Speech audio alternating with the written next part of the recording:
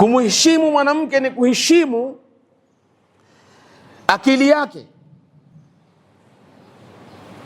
Wewe wamshauri mkeo nyumbani, unapotaka kufanya majambo yako, wamtia kwenye hisabu mke wako, ukamwambia mke wangu, njoo na jambo fulani nataka kulifanya, nataka kusikiliza na wewe ushauri wako.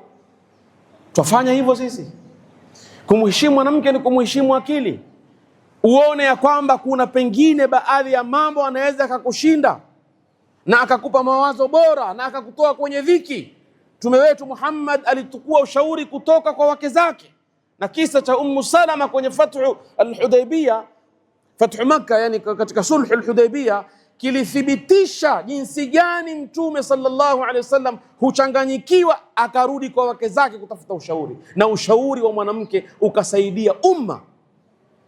Wewe leo akikaa mwanamke, ama nyinyi mmekaa wazungumza mambo yako, labda na mkeo pengine kaona kitu, akwambie mume wangu, mimi naona badala hivi usifanye, nenda jikoni, si mahali pako hapo bwana, usiingilie mambo kwako, ni kule kapike.